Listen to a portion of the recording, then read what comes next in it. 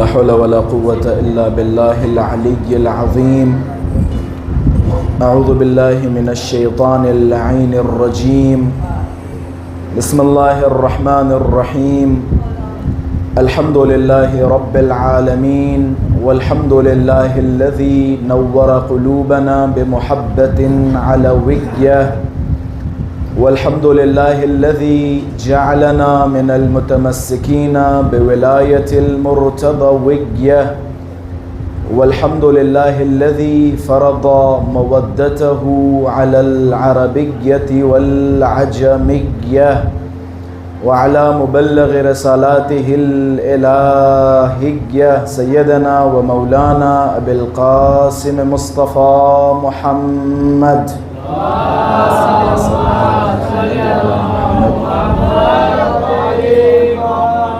وعلى أهل بيته الطيبين الطاهرين المعصومين المظلومين، واللعنة الدائمة على أعدائهم أجمعين. أما بعد، فقد قال الله تبارك وتعالى في محكم كتابه ومتقن خطابه: بسم الله الرحمن الرحيم. من المؤمنين رجال صدقوا ما عاهدوا الله عليه، فمنهم من قضى نحبه ومنهم من ينتظر وما بدلوا تبديلا. صدق الله العلي العظيم.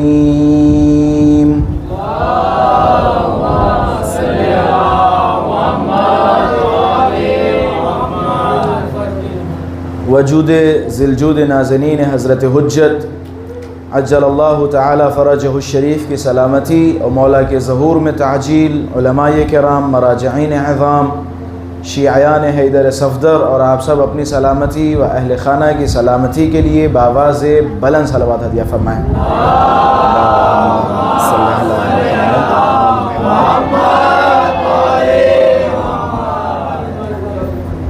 عزیزان محترم، مسلسل آپ حضرات کی خدمت میں قرآن مجید کی مشہور و معروف آیہ کریمہ کی تلاوت کا شرف حاصل کر رہا ہوں کہ جس آیہ کریمہ میں اللہ تبارک و تعالی دو لوگوں کی مسئولیت کی طرف اشارہ فرما رہا ہے۔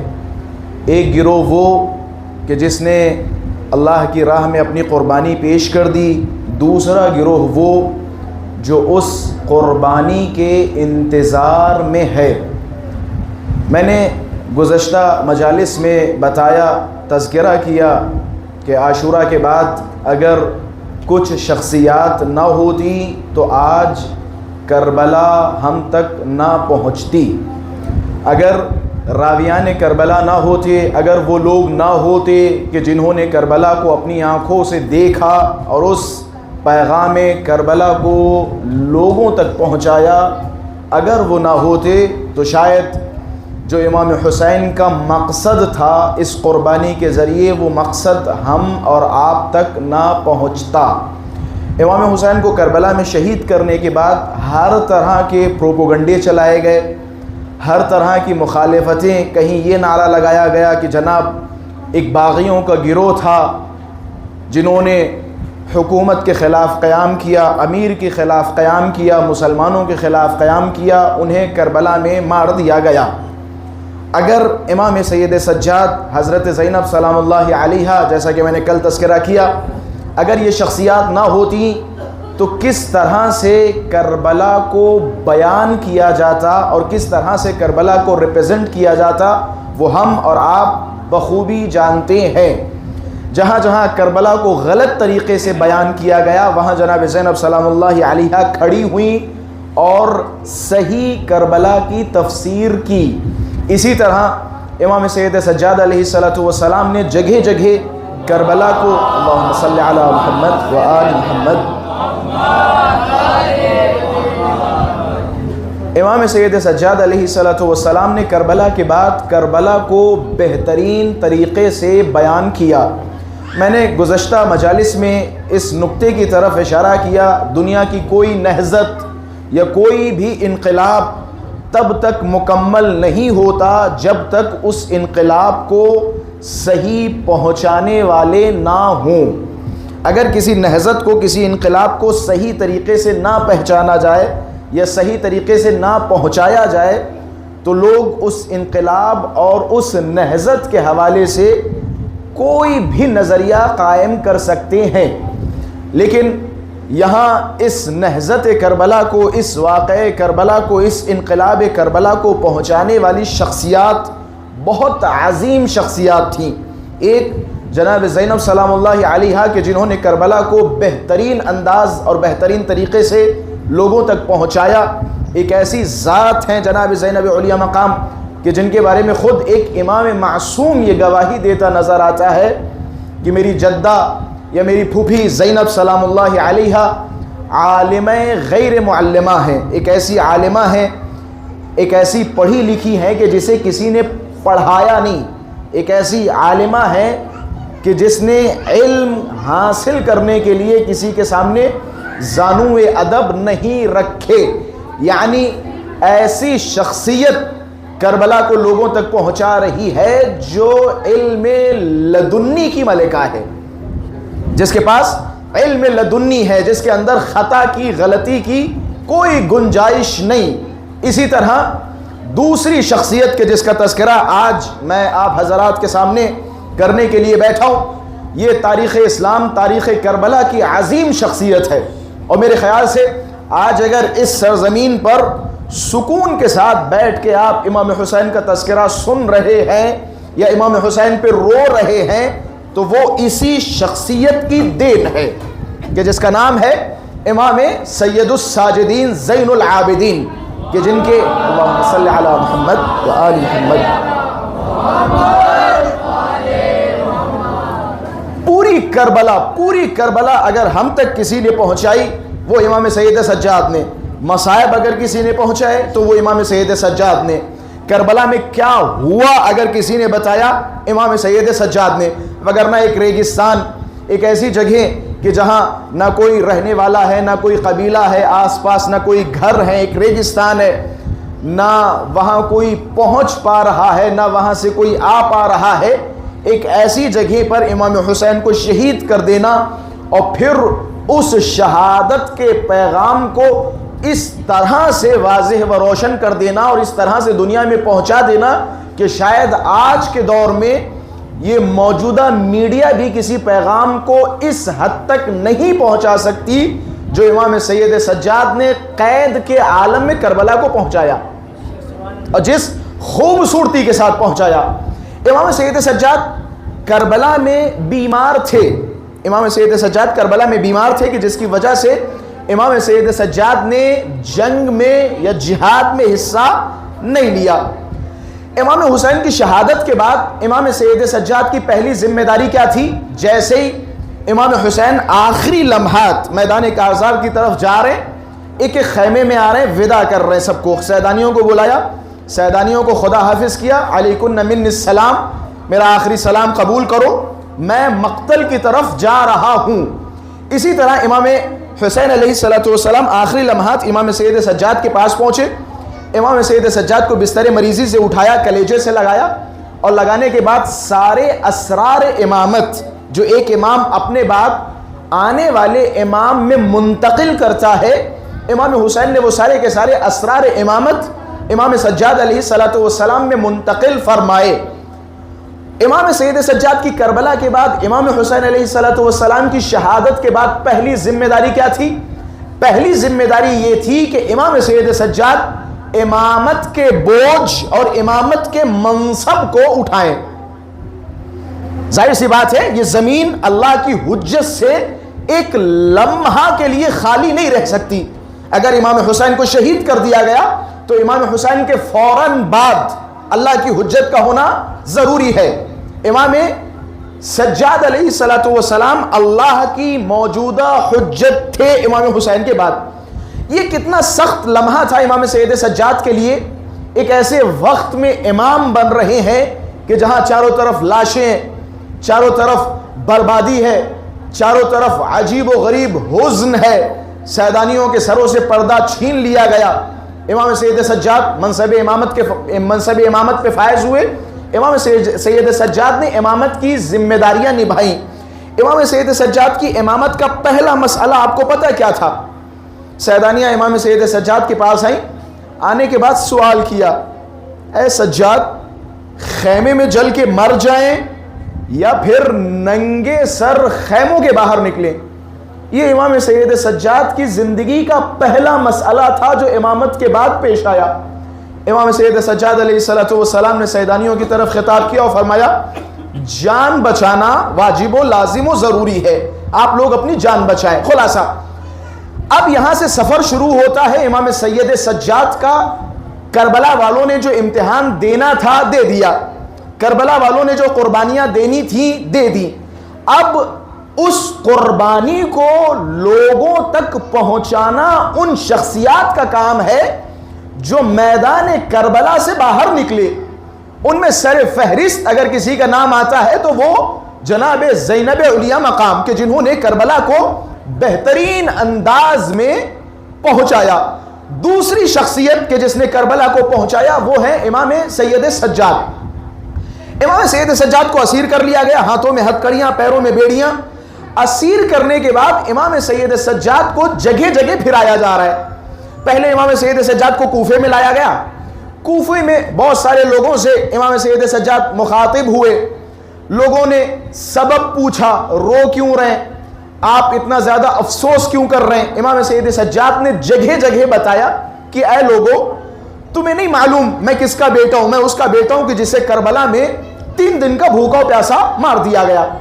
امام سید سجاد نے وہ مینٹالٹی جو بعض لوگوں کے دل و دماغ میں پھیل چکی تھی کہ نعوذ باللہ نعوذ باللہ امام حسین باغی تھے، انہوں نے حکومت کے خلاف قیام کیا، امام سید سجاد ایک ایک کے پاس گئے اور انہیں بتایا کہ جناب ہم کس کے بیٹے ہیں، کس کے نواسے ہیں، کس کے پوتے ہیں، تم ہمیں نہیں جانتے، شاید تم ہمیں جانتے ہوتے تو تم ایسی باتیں نہیں کرتے۔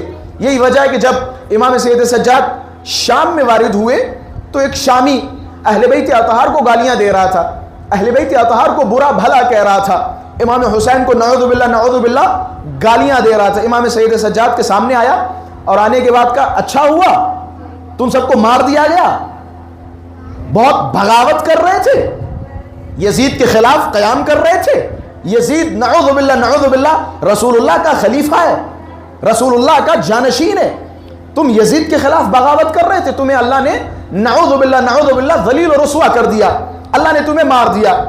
امام سید سجاد علیہ السلام چپ چاپ کھڑے رہے، اس شامی کی باتوں کو سنتے رہے۔ جب شامی خاموش ہو گیا امام نے اپنے قریب بلایا، امام نے فرمایا اے شامی جس طرح سے میں نے تیری باتوں کو سنا اب تو میری باتوں کو سن۔ شامی نے کہا بسم اللہ۔ حضرت نے فرمایا کیا تو قرآن پڑھتا ہے؟ جی پڑھتا ہوں۔ کہ کیا قرآن میں تو نے اس آیہ کریمہ کی تلاوت کی کہ جس میں اللہ تبارک و تعالی فرماتا ہے قُلْ لَا أَسْأَلُكُمْ عَلَيْهِ أَجْرًا إِلَّا الْمَوَدَّةَ فِي الْقُرْبَى؟ اللہ رسول سے کہہ رہا ہے اے رسول ان سے کہہ دو کہ ہم کوئی اجر نہیں چاہتے سوائے یہ کہ تم ہماری قرابت داروں سے محبت کرو، ہمارے رشتہ داروں سے محبت کرو، ہمارے خاندان سے محبت کرو۔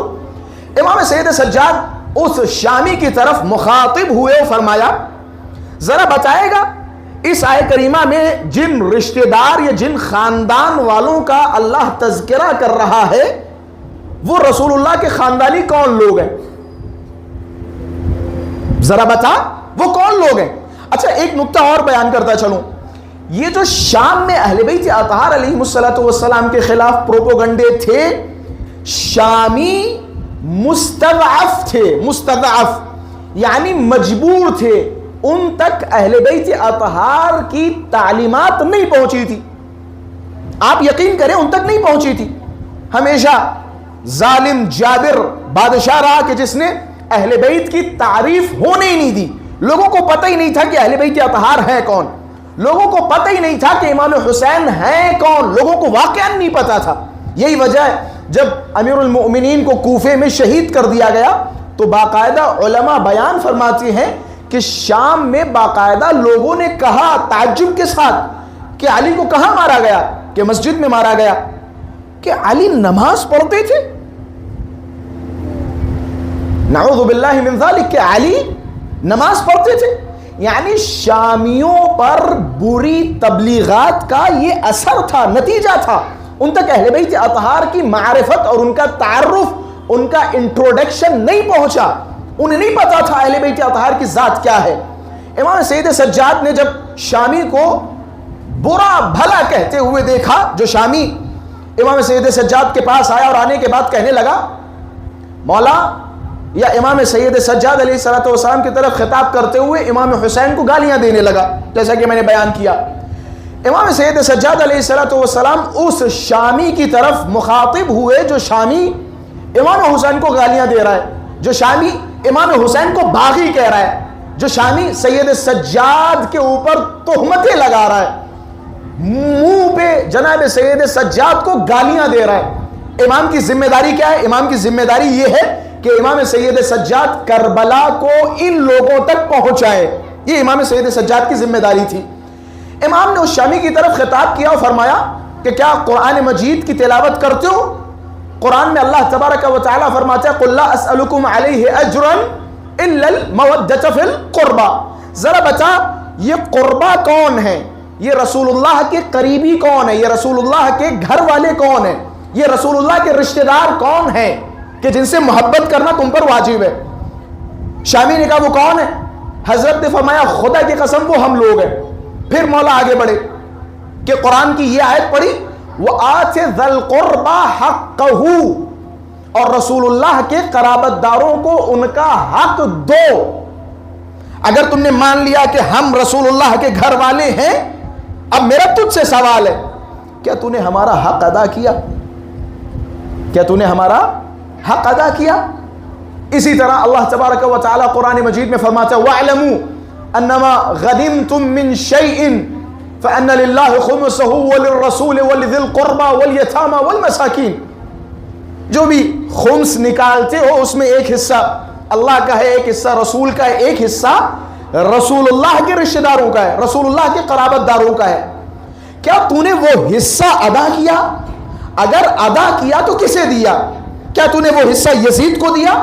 کیا تو یزید کو نعوذ باللہ رسول اللہ کے رشتہ دار سمجھتا ہے؟ کیا تو یزید کو نعوذ باللہ رسول اللہ کا خاندانی سمجھتا ہے کہ نہیں؟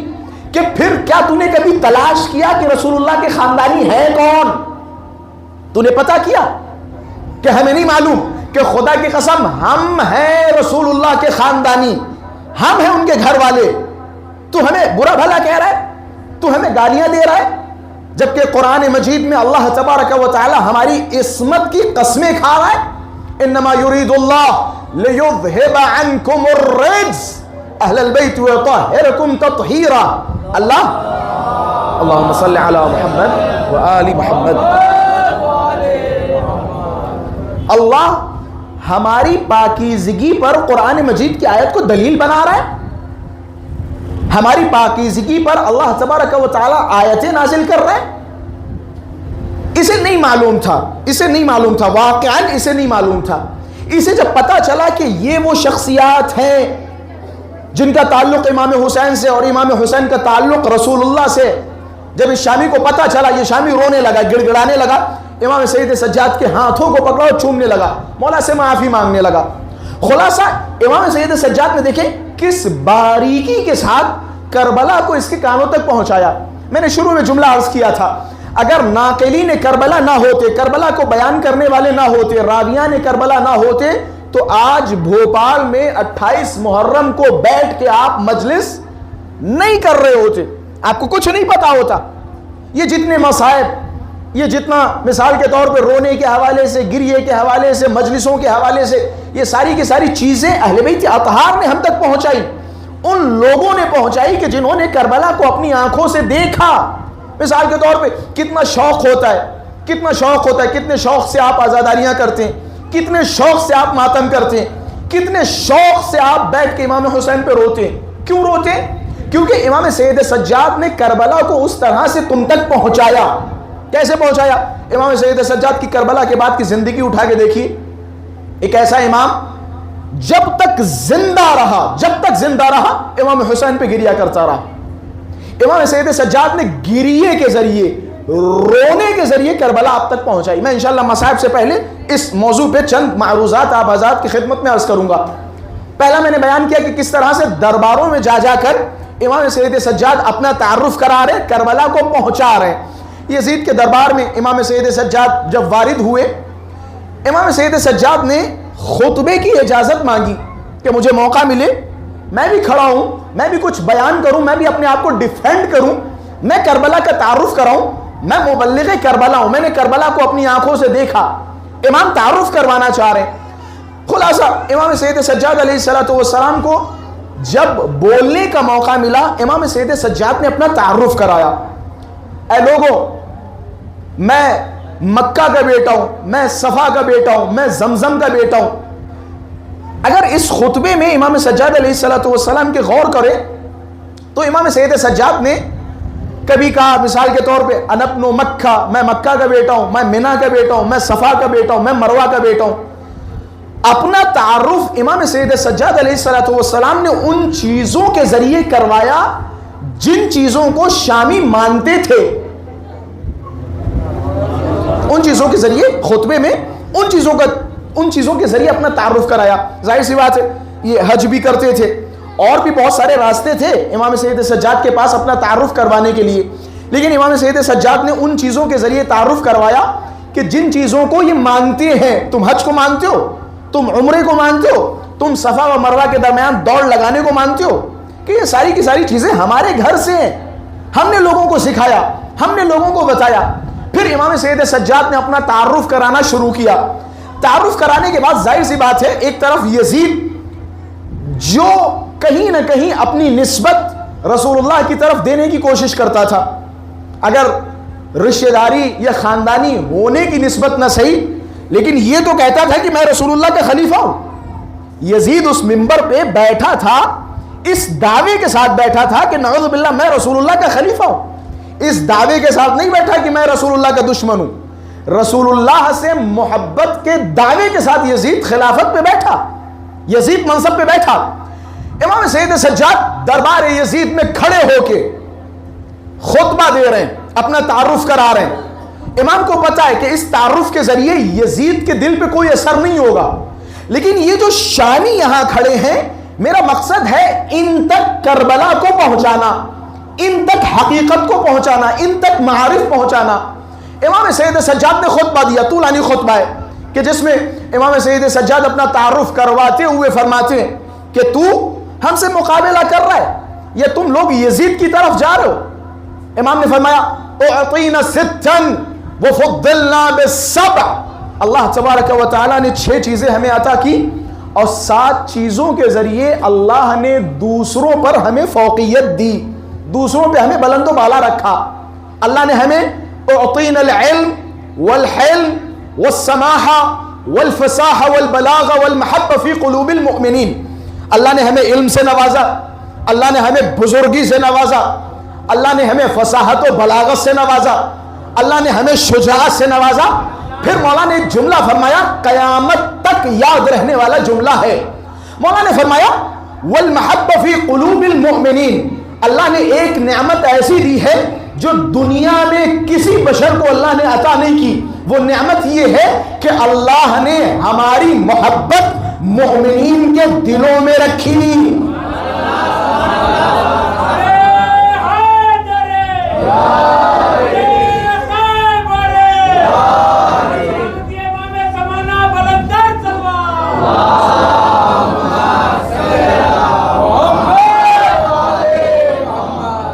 والمحبہ فی قلوب المؤمنین, اللہ نے ہماری محبت مؤمنین کے دلوں میں رکھی.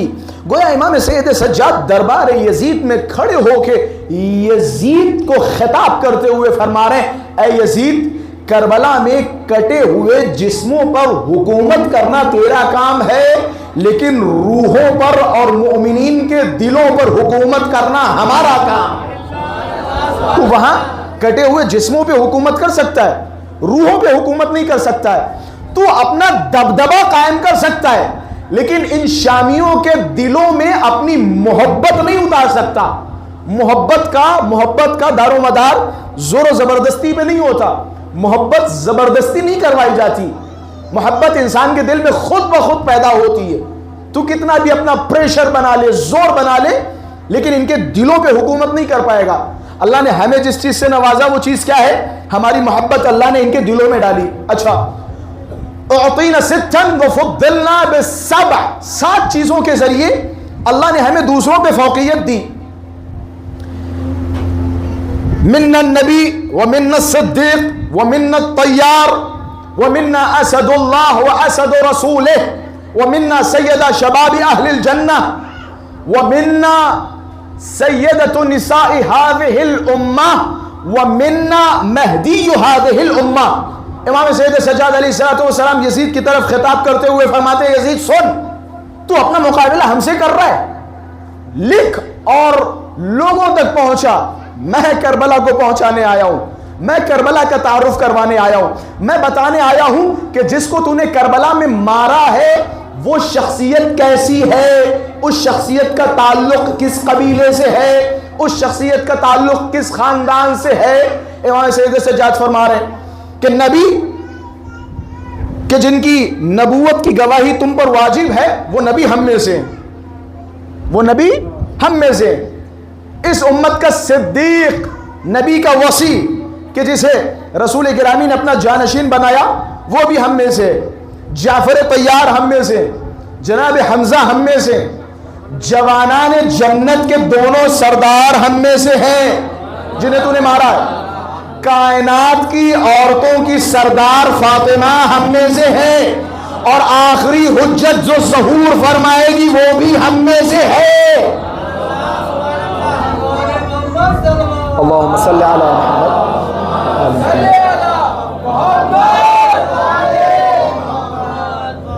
آخری حجت جو ظہور فرمائے گی وہ بھی ہم میں سے. امام سید سجاد نے دربار یزید میں جا کے اپنا تعارف کروایا. تعارف اس لیے کروایا اگر کسی کے پاس حق نہ پہنچا ہو، اگر کسی کو ان کا تعارف نہ معلوم ہو، اگر کسی کو امام حسین کے بارے میں خبر نہ ہو، تو امام سید سجاد مبلغ کربلا، کربلا کو پہنچانے والے. امام سید سجاد نے اپنے الفاظ کے ذریعے کما حق ہو کربلا شام میں بھی پہنچا دی. امام سید سجاد نے بتا دیا. امام سید سجاد جگہ جگہ بتا رہے ہیں، جگہ جگہ رو رہے ہیں. امام مثال کے طور پہ قافلے میں چل رہے ہیں، شام میں جیسے ہی وارد ہوئے امام ایک پتھر پہ بیٹھ گئے، بیٹھ کے رونے لگے. چاروں طرف سے لوگوں نے گھیر لیا. امام سید سجاد کے پاس آئے کہ آپ کیوں رو رہے ہیں؟ ہٹے کٹے مثال کے طور پہ اتنے بڑے جوان طاقتور، اور آپ بچوں کی طرح بیٹھ کے رو رہے ہیں. امام سید سجاد نے روتی ہوئی آنکھوں کو اٹھایا کہ جس کا ایک دن میں بھائی مار دیا گیا ہو، بیٹا مار دیا گیا ہو، جس کا ایک دن میں سارا کنبہ تباہ و برباد کر دیا گیا ہو، ذرا یہ بتاؤ وہ نہ روئے تو کیا کرے؟ لوگوں کے اندر جستجو پیدا ہوئی. تمہارے ایک دن میں سب کو مار دیا گیا؟ ہاں سب کو مار دیا گیا. کس کس کو مارا گیا؟ اب امام سید سجاد ایک ایک کا تعارف کرا رہے. گویا امام سید سجاد اس رونے کے ذریعے کربلا گھر گھر پہنچا رہے، رونے کے ذریعے کربلا پہنچا رہے. یہ جو روایات ملتی ہیں کہ امام سید سجاد جب تک زندہ رہے امام روتے رہے، جب تک زندہ رہے. مثال کے طور پہ اگر کسی کوچہ و بازار میں جاتے تھے، کسی قربانی کو دیکھتے تھے، اگر کوئی قصائی مثال کے طور پہ ذبیحے کو ذبح کرتا تھا، امام رونے لگتے تھے. کیوں رونے لگتے تھے؟ تاکہ 4 لوگ آئیں اور آنے کے بعد پوچھیں کہ مولا آپ کیوں رو رہے ہیں. امام بتائیں کہ کربلا میں کیا ہوا تھا. الا یا اہل العالم ان ابی، ہمارے باپ کو کربلا میں مار دیا گیا. کیسے مارا گیا؟ بھوکا پیاسا مارا گیا. امام حسین ایک ایک چیز کربلا کے لوگوں تک پہنچا رہے ہیں. امام سید سجاد علیہ السلام کس انداز میں پہنچا رہے ہیں میں نے بیان کیا. ایک تو کربلا کے بعد، امام حسین کی شہادت کے بعد امامت کا ایک منصب امام سید سجاد کے پاس ہے کہ جس منصب کی حفاظت امام سید سجاد اور جس منصب کی ذمہ داری امام سید سجاد پر ہے. ایک تو یہ ہو گیا منصب. دوسرا سیدانیوں کا خیال رکھنا، بچوں کا خیال رکھنا، یہ بھی ذمہ داری ہے امام سید سجاد کی. تیسرا درباروں میں جانا، شام میں جانا، کوفہ میں جانا، اور جانے کے بعد اہل بیت اطہار کا صحیح تعارف کرانا، کربلا کو پہنچانا، یہ بھی امام سید سجاد کی ایک ذمہ داری ہے. اس کربلا کو امام سید سجاد نے خطبوں کے ذریعے، اس کربلا کو امام سید سجاد نے دعاؤں کے ذریعے، زیارتوں کے ذریعے پہنچایا۔ ایک اور طریقہ کہ جس طریقے سے امام سید سجاد نے کربلا کو نہ صرف یہ کہ پہنچایا بلکہ کربلا کو لوگوں کے دلوں میں بسا دیا، وہ ہے خود امام سید سجاد کا گریہ و زاری کرنا، مجلسیں برپا کرنا، مجلسیں قائم کرنا۔ امام سید سجاد نے یہ جو مجلسیں ہم برپا کر رہے ہیں، یہ جو مجلسیں ہم برگزار کر رہے ہیں، یہ مرہون منت ہے امام سید سجاد کی۔ امام سید سجاد نے دربار یزید میں بیٹھ کے یزید سے کہا کہ یہ سیدانیہ ایک مقام پہ امام حسین پہ رونا چاہتی ہیں، انہیں پرسہ دینا چاہتی ہیں۔ امام سید سجاد نے ان خواتین کے لیے مجلس کا اہتمام کیا۔ یہ کربلا کو پہنچانے میں اور کربلا کے لیے بنیادیں امام سید سجاد رکھ رہے ہیں تاکہ انہی بنیادوں پر آنے والے زمانے قائم و دائم رہیں۔ امام سید سجاد نے مجلسوں کے ذریعے امام حسین کا تذکرہ پہنچانا شروع کیا۔ اچھا، ان مجلسوں میں آپ اگر روایات کی دنیا میں جائیں، احادیث کی دنیا میں جائیں، آپ دیکھیں امام سید سجاد نے روایات کے ذریعے کس طرح سے کربلا کو بیان کیا، ایک ایک چیز کی فضیلت بیان کی۔ مثال کے طور پہ اگر آپ امام حسین پہ رو رہے ہیں تو اس کی یہ فضیلت ہے، اگر کسی کی آنکھ سے ایک قطرہ آنسو نکلے مثل جناح بعوضہ، مچھر کے پر کے برابر، اللہ اس کے تمام گناہوں کو معاف کر دے گا۔ یہ امام سید سجاد ان روایات کے ذریعے ترغیب دلا رہے ہیں، لوگوں کو اپنی طرف مائل کر رہے ہیں۔ امام سید سجاد کے ساتھ ایک اور بھی چھوٹی شخصیت تھی کہ جن کا نام ہے امام محمد باقر، کہ جن کی عمر تھی 3 سے 4 برس کربلا معلّہ میں۔ یہ بھی کربلا میں موجود تھے۔ میں نے کہا نا، جو کربلا میں موجود تھا یا جو کربلا میں نہیں بھی تھا، ان سب نے کربلا کو پہنچانے کا کام کیا۔ امام سید سجاد کے ساتھ امام محمد باقر نے بھی یہی کام کیا، اور خود باقاعدہ جملات امام باقر علیہ السلام سے نقل ہے کہ میرا بابا کربلا کے بعد جب تک زندہ رہا اپنے جد، اپنے مولا، اپنے آقا، اپنے بابا حسین پہ گریا کرتا رہا، جب تک امام زندہ رہے۔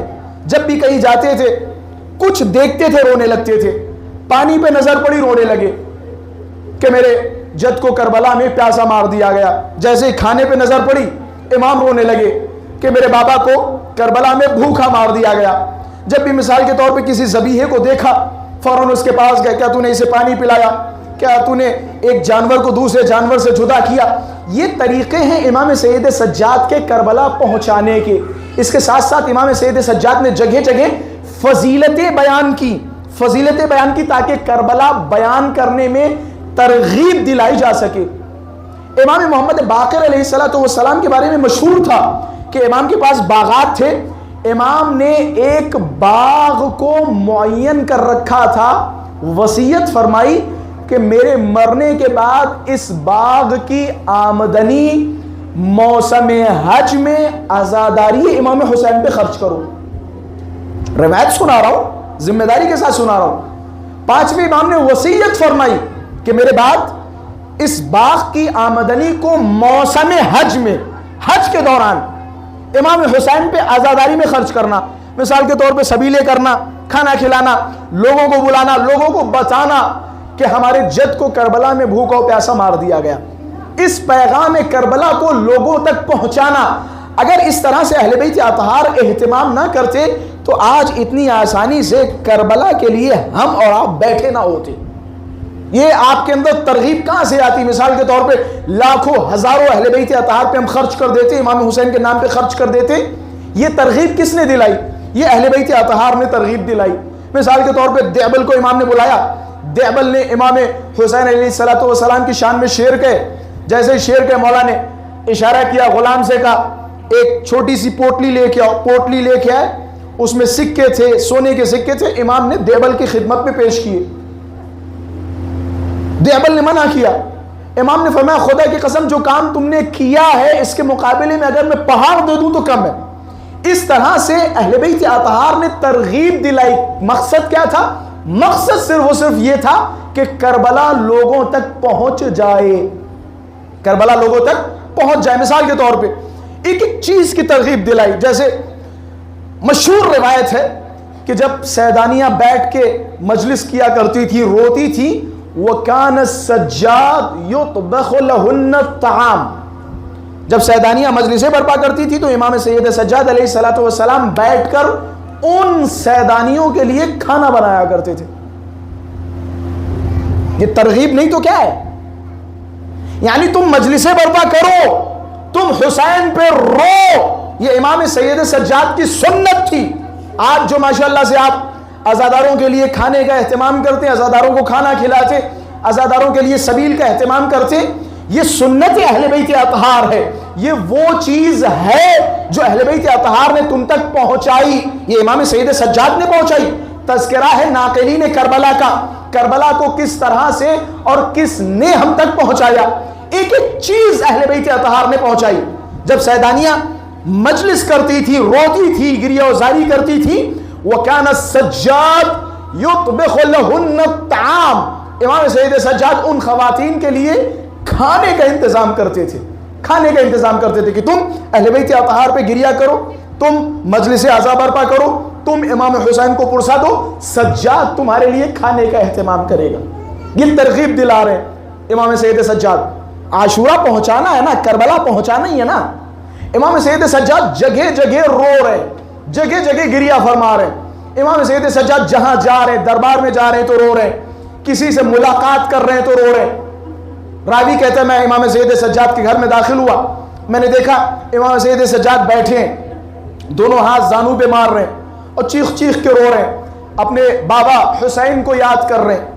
میں قریب گیا اور جانے کے بعد میں نے دیکھا امام سید سجاد کی حالت ایسی تھی کہ جیسے کوئی ماں اپنے بچے کو کھو دے اور وہ ماں اس بچے کے فراق میں گریہ کرے. اس طرح سے امام سید سجاد روتے تھے. اس سے بڑا جملہ کیا ہو سکتا ہے؟ آج تک آپ نے کسی کا نام سنا مثال کے طور پہ ایک ایکسیڈنٹ میں ایک فیملی کو مار دیا گیا ہو، 10 لوگ مر گئے، 5 لوگ مر گئے، 15 لوگ مر گئے، کیا ان کے گھر والوں میں کسی کے بارے میں آپ نے سنا کہ اس کے گھر والا مثال کے طور پہ ان مرنے والوں پہ اتنا رویا اتنا رویا اتنا رویا کہ اس کی آنکھوں سے خون نکلنے لگا؟ کوئی سنا آپ نے؟ امام سید سجاد کے بارے میں مشہور ہے، امام سید سجاد نے اتنا گریہ کیا، باقاعدہ معروف ہے کہ امام سید سجاد آنسوؤں کے بدلے خون روتے تھے. امام سید سجاد نے جہاں خطبوں کے ذریعے، دعاؤں کے ذریعے، اپنے صحیفوں کے ذریعے، دعاؤں کے ذریعے، زیارتوں کے ذریعے کربلا کو پہنچایا، وہی امام سید سجاد نے سب سے بہترین راستہ کربلا کو پہنچانے کے لیے گریہ چنا کہ گریہ بہترین راستہ ہے کربلا کو پہنچانے کا. امام جب بھی کسی چیز کو دیکھتے تھے، دیکھتے ہی رونے لگتے تھے. روتا ہے جب انسان تو رونے کا سبب پوچھا جاتا ہے کہ آپ کیوں رو رہے ہو، پھر وہ رونے والا اس رونے کا سبب بتاتا ہے کہ میں کیوں رو رہا ہوں. امام محمد باقر سے روایت ہے، حضرت فرماتے ہیں اتنا روتے تھے امام سید سجاد، صارت کالخشبۃ الیابسہ، آخری وقت امام سید سجاد کی حالت ایسی تھی کہ جیسے کوئی سوکھی ہوئی لکڑی، یعنی سارا بدن کا گوشت ختم ہو گیا تھا روتے روتے. جب امام سید سجاد کا جنازے کو رکھا گیا، اٹھایا گیا، کہتے ہیں امام سید سجاد کے بدن میں ہتھ کڑیوں کے سوا کچھ نظر نہیں آ رہا تھا، ہتھ کڑیوں کے نشانوں کے سوا. امام کا بدن عجیب و غریب ہو گیا تھا، بالکل لاغر تھے امام سید سجاد، کیونکہ ساری عمر امام حسین پہ رونے میں گزاری. عجیب شخصیت کا تذکرہ ہے. امام سید سجاد کا احسان ہے، امام سید سجاد کا کرم ہے جو آج ہماری آنکھوں میں نام حسین سنتے ہی آنسو آ جاتے ہیں. امام سید سجاد نے اگزامپل پیش کیا. امام سید سجاد اس طرح سے روئے، پھر آپ سے فرمایا کہ اگر تمہیں رونا ہے تو ایسے رو. ایک ایک امام تائید کر رہا ہے، تاکید کر رہا ہے. امام کی خدمت میں، امام رضا کی خدمت میں صحابی آئے، امام اس شبیب کے بیٹے کی طرف خطاب کرتے ہوئے فرما رہے ہیں، ابن شبیب ان کنت باکیا للشیء فابکی للحسین، اپنی زندگی میں اگر تو کسی چیز پہ رونا چاہتا ہے تو میرے جد حسین پہ رو، میرے جد حسین پہ رو. مولا کیوں روئے؟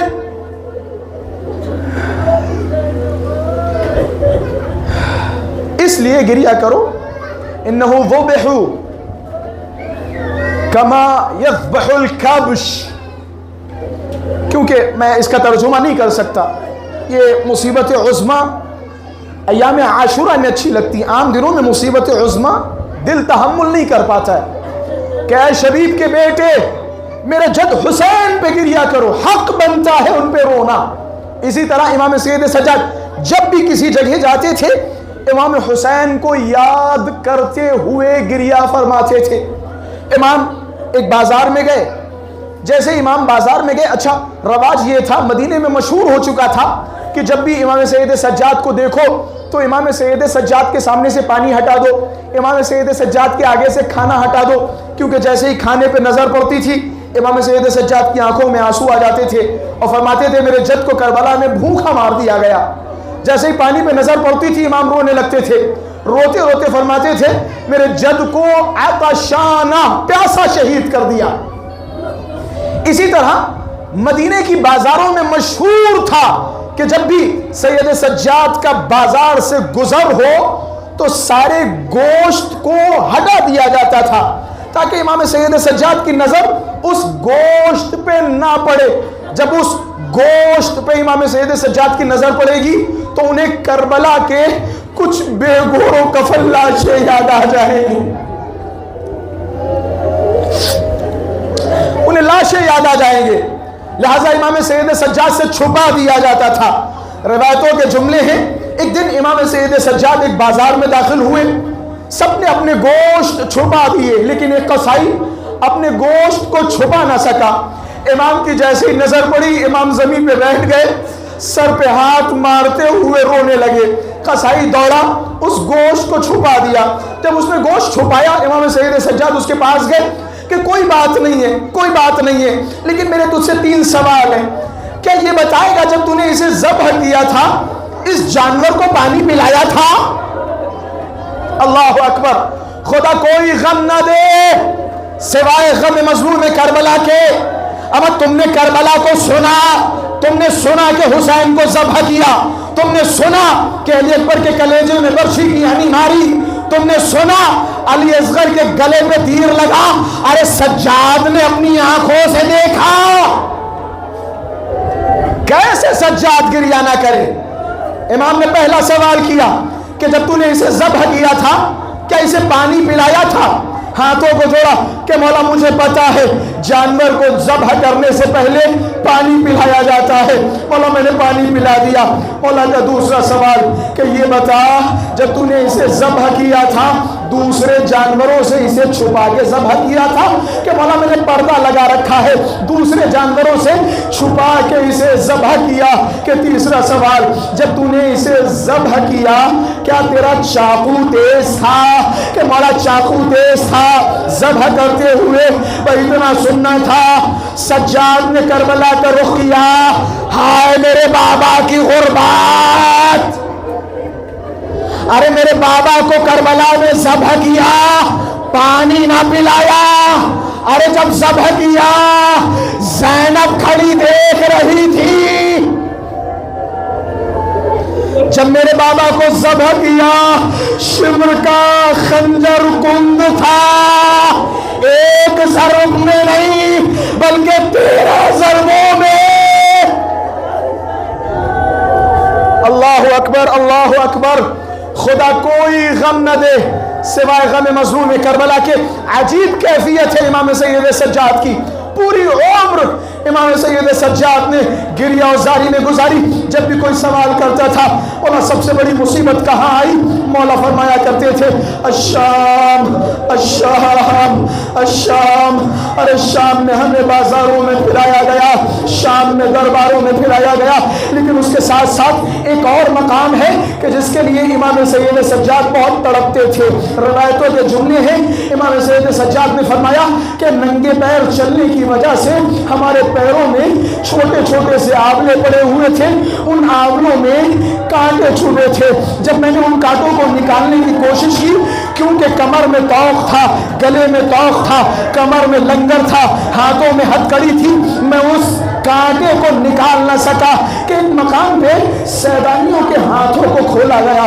جب سیدانیوں کے ہاتھوں کو کھولا گیا میں نے دیکھا ایک 4 سالہ میری بہن سکینہ دوڑتی ہوئی میرے پاس آئی, ننھے ننھے ہاتھوں سے میرے پیروں کو پکڑا اور کانٹے نکالنا شروع کر دیے. جیسے ہی سکینہ نے کانٹے نکالے نا سجاد تڑپ گیا. مولا آپ کیوں تڑپے؟ کہ تڑپا اس لیے کیونکہ شام غریبا جب خیموں میں آگ لگی, ارے اس بچی کے دامن میں آگ تھی, بچی کبھی ادھر بھاگ رہی تھی, ارے کوئی مدد کرنے والا نہ تھا. گودال میں گئی, حسین کے بدن سے لپٹی, اے بابا آپ کے بعد تماچے لگے, گوشوارے چھنے, بابا دامن میں آگ لگی.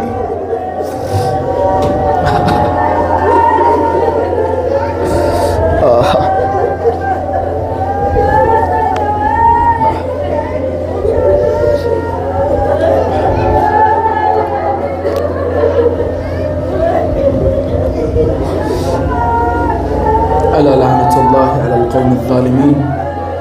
إنا لله وإنا إليه راجعون. رضا بقضائه وتسليما لأمره. پروردگارہ ہماری اس مختصر عبادت کو قبول فرما. پروردگارہ ہمارے آنسوؤں کو رومال سیدہ میں جگہ عطا فرما. پروردگارہ امام زمانہ کے ظہور میں تعجیل فرما. ہم سب کو مولا کے آوان و انصار میں شمار فرما.